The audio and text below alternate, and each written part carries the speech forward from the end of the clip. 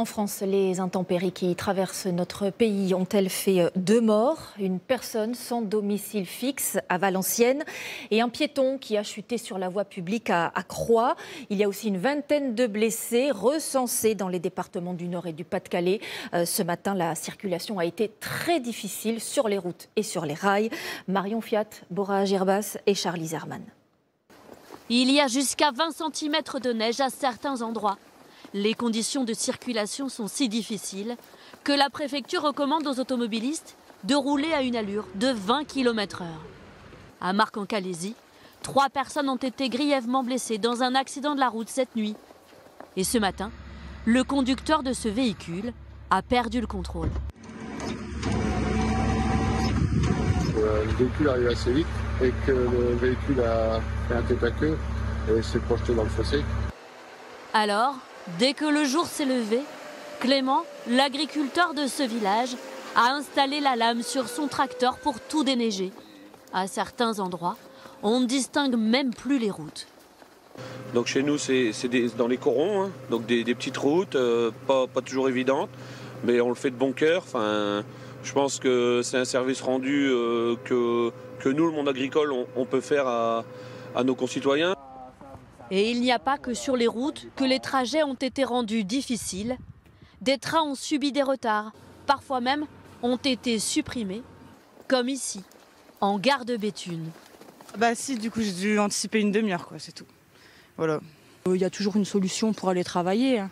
Bon, après c'est chiant, mais bon. Vous avez loupé le train du coup? Oui, ouais, j'ai dû prendre le suivant. Je suis en retard pour mes cours. Les transports scolaires ont été annulés par arrêté préfectoral depuis hier. Et même si l'école de ce village est restée ouverte, aucun élève ne s'est présenté.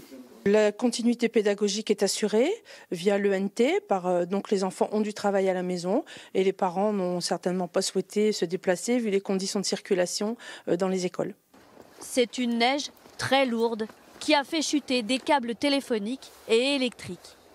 Plusieurs milliers de personnes sont privées d'électricité, comme Marie-Françoise, sans courant depuis 10 heures ce matin. Alors déjà garder le frigo bien fermé, éviter de l'ouvrir. Et puis on va aviser après pour le reste. Faire à manger, on va faire comment?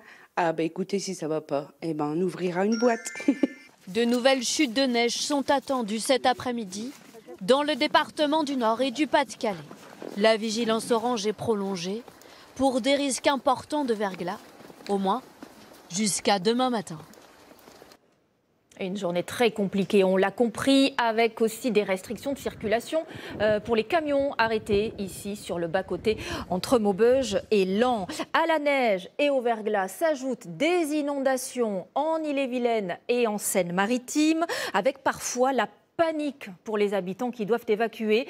Tous les moyens sont bons quand il faut aller vite, les tracteurs, les barques. Chloé Barbeau, Kevin Guignou et Lucas Barbier. Avec précaution, le fauteuil roulant est placé directement sur la barque. Comme cette femme, une trentaine de personnes âgées doivent quitter leur résidence. À Gournay-en-Bray, à l'ouest de Rouen, les secouristes s'assurent que les habitants fuient la montée des eaux. On va vous demander de partir de chez vous, d'évacuer votre logement et d'aller dans la salle de réception avec les... Je suis prête. Juliette s'est faite à l'idée de partir. J'ai préparé toutes mes affaires pour au moins 2 jours. Puis je pense que je vais aller chez ma fille, je ne sais pas trop. Le nord-ouest de la France est en état d'alerte. Dans les départements placés en vigilance orange, les sols sont saturés et les cours d'eau débordent. À Guipry-Messac, au sud de Rennes, les prairies se sont transformées en étangs. Ce mouton échappe de peu à la noyade. La Vilaine est en crue, 180 maisons sont menacées. Avant que l'eau n'atteigne la sienne, Loïc sauve ses meubles. On va poser l'autre et puis on l'emmène juste là où il y a les vélos là-bas. L'objectif, vider tout le rez-de-chaussée. Ouais, justement, l'air. Le problème, c'est qu'on ne sait pas jusqu'où ça monte. C'est stressant, on dort très mal, on n'arrête pas de regarder Visicru, on n'arrête pas de regarder tout, mais il n'empêche que faut faire avec. Même les habitants prévoyants se sont fait surprendre. J'avais avancé mes voitures hier soir, mais Pas assez, apparemment. En attendant les pompiers, les évacuations se font avec les véhicules à disposition. Ici, un tracteur. Là, un canoë. On est au bord d'un fleuve et qui sort donc de son lit régulièrement. Donc on habite chez lui en fait. Dans toutes ces régions, les décrues ne sont pas attendues avant samedi. Et des inondations sont aussi signalées en Normandie par endroits. Il est tombé en 24 heures l'équivalent de 15 jours de pluie. Plusieurs cours d'eau débordent et les pics de crue ne sont toujours pas atteints. Dans le Calvados, Myriam Stiti, Manon Modicom et Charlotte Sébir. L'eau monte, déborde sur les champs, les routes et va même jusqu'au pied des maisons.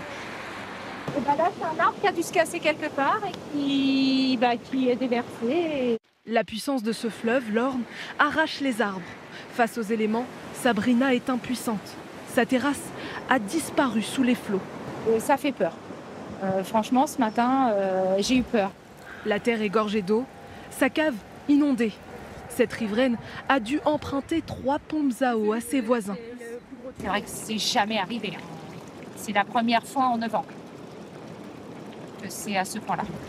Avec la pluie tombée ces derniers jours dans le Calvados, l'Orne est montée jusqu'à 3,70 m, du jamais vu depuis 24 ans.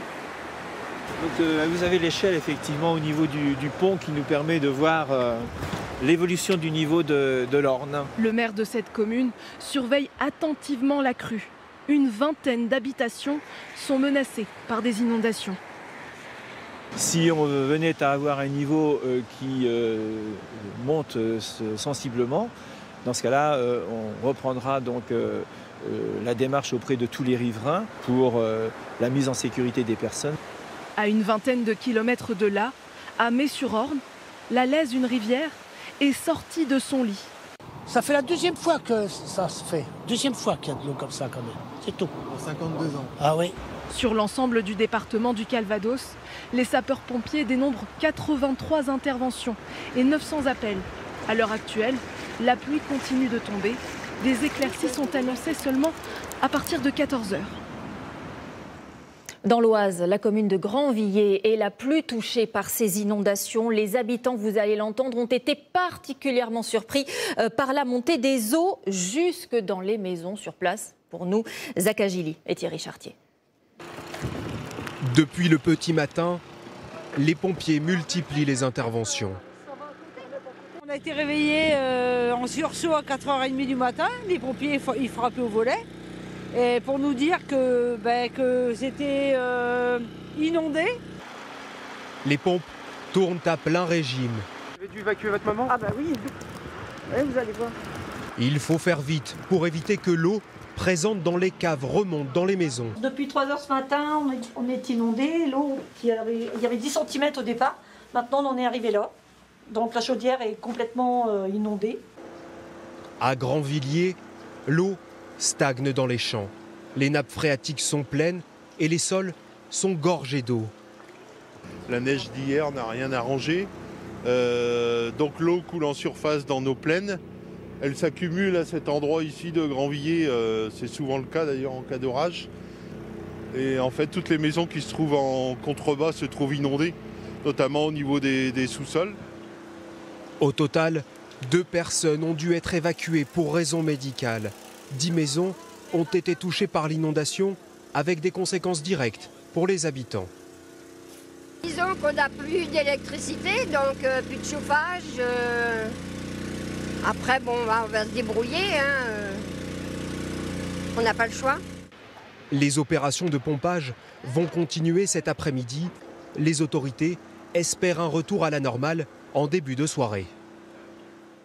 Et voici la carte de vigilance réactualisée pour les heures qui viennent. 7 départements de la Vendée à la Normandie sont en alerte orange aux crues. Le Nord, la Somme et le Pas-de-Calais restent en alerte orange au verglas.